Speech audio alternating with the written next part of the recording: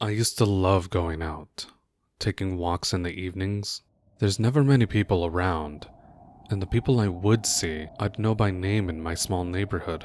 The cool air on the back of my neck as I strolled from lamppost to lamppost, moths drawn towards the lights. Even the clouds were sparse, letting the moon up above smile as it always does. But I don't go out anymore. One night on my walk, I saw a man. I can still picture him clearly. He wore a deep blue cap and a light blue surgical mask, the kind someone wears when they're sick. A puffy jacket, an uneasy feeling emanating from him, even at a distance. He was positioned underneath the lamppost, unfettered by the moths fluttering about.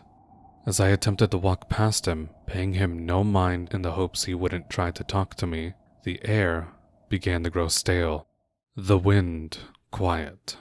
A stillness in the area as I became aware that I hadn't seen anyone this night, not like I usually do. I could feel the man's gaze following me from underneath his cap. I briskly walked past and into my usual route that led back to my apartment. The silence never really left. The next night I saw him again underneath the streetlight in the same outfit, that same feeling.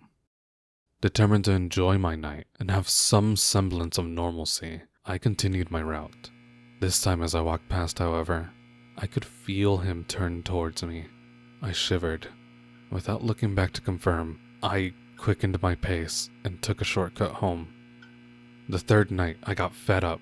Seeing him again, I walked up to the man and yelled in his face, asking who he was and what he wanted, screaming until I was out of breath and my face red, hoping at least the neighbors would hear me and come out to see. Silence.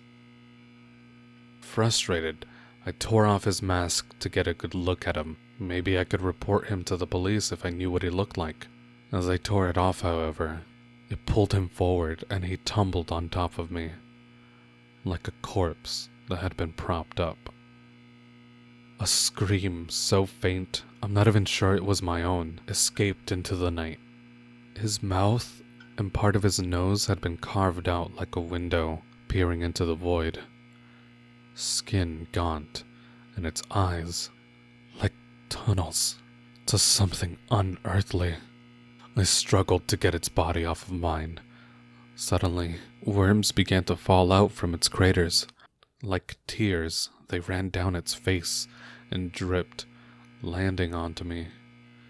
It felt like they were burning my skin where they fell, wriggling, trying to burrow their way into me.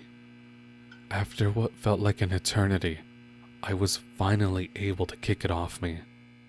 I hurried home, tearing the worms off me as best I could. It's been months now. I haven't gone out since.